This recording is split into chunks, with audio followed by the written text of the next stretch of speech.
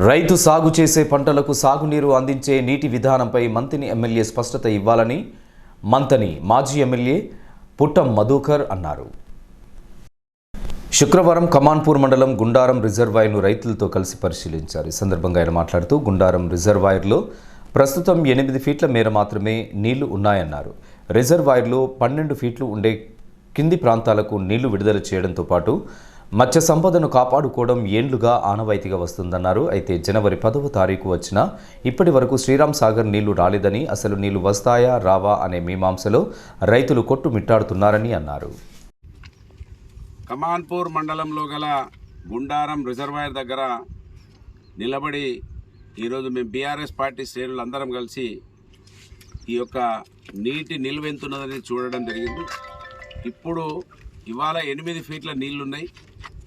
8 ఫీట్ల పైన 12 వరకు ఉంటే కింది ప్రాంతాలకు నీళ్ళు వదలొచ్చు అనేది అనేక సంవత్సరాలుగా రైతులు ఆ 8 ఫీట్ల నీళ్ళు ఉంచి ఇటు మత్స్య సంపదను రక్షించుకుంటూ కింద పంట పొలాలకు తీసుకునే ఆనవాయితీ కొనసాగుతూ ఉన్నది. ఇవాళ మనం జనవరి 10వ తేదీన ఉన్నాం. ఇప్పటి వరకు శ్రీరామ్ సాగర్ నీళ్లు రాలేదు. వస్తాయా రావా అనే మీమాంసలో రైతులు కొట్టుమిట్టాడుతూ ఉన్నారు. ఇప్పటి వరకు ఎమ్మెల్యే గారు స్పందించలేదు, మాట్లాడలేదు, నమ్మకం ఇవ్వలేదు. కలెక్టర్ గారు కూడా ఇప్పటి వరకు నోరు మెదపలేదు, ఆయన కూడా మాట్లాడలేదు. మొన్న ఈ మధ్యలో ఎగ్జిక్యూటివ్ ఇంజనీర్ ఆయన ఒక మీటింగ్ పెట్టి నీళ్ళు ఇస్తామని చెప్పినట్టుగా పత్రికలలో చూడడం జరిగింది. నీళ్లు ఈ గారు చెప్పారు 10వ తారీఖు వరకు వస్తాయని, అంటే ఇవాటి వరకు కూడా రాలేదు. ఇప్పటికే నిండి ఉండాలి ఆయన చెప్పిన మాట ప్రకారంగా. నిన్న మేము ఆయనను సంప్రదిస్తే రేపు సాయంకాలం వరకు వస్తే రావచ్చు, రేవెల్లి వరకు ఇవాళ 400 వస్తామని అన్నారు. 400 వస్తే ఇక్కడికి అసలు రావు కూడా రావు. దాదాపు 700-800 వస్తే ఇక్కడ వరకు అందుతాయి నీళ్లు. అది గమనించాలని పోయినసారే ఎండిపోయిన పంటలన్నీ కూడా కింద ఈ గుండారం రిజర్వాయర్ మీద నమ్మకంతో పంటలు వేసుకున్నారు. ఎందుకంటే 10 సంవత్సరాలుగా ఎల్లంపల్లిని వాడినాం, ఎస్ఆర్ఎస్పిని వాడినాం. రెండింటిని కూడా వాడుకొని కింది చివరి ఆయకట్టు వరకు కూడా వేసంగి పంటకు కూడా నీళ్ళు ఇచ్చి కాపాడినాం. రైతులను వాళ్ళకు పంటలు పండించి వాళ్ళకి చేతిలోకి ఇచ్చినాం. కానీ ఇవాళ మంత్రి ఎమ్మెల్యే గారు నోరు పెదపడలేదు. మాలాంటి వాళ్ళ మాట్లాడితే మాకు జవాబు చెప్పా అంటాడు.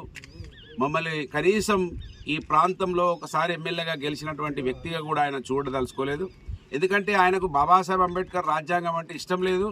ఆ రాజ్యాంగం మీద ఆయనకు నమ్మకం లేదు కనుక ఆయన మమ్మల్ని పట్టించుకోకపోయినా మా బాధ్యత ఈ నియోజకవర్గంలో ఎక్కువ శాతం 80% పైబడి వ్యవసాయం మీద ఆధారపడి ఉన్నటువంటి మా బీసీలు, ఎస్సీలు, ఎస్టీలు ఉంటారు కనుక వాళ్ళ ఆకలి తీర్చడే ధ్యేయంగా మేము ప్రజా జీవితంలోకి వచ్చినాం కనుక మేము ప్రతి విషయాన్ని కూడా ఆ రోజు అధికారంలో ఉన్నప్పుడేమో పనులు చేసి ప్రజలకు దగ్గర ఉన్నాం.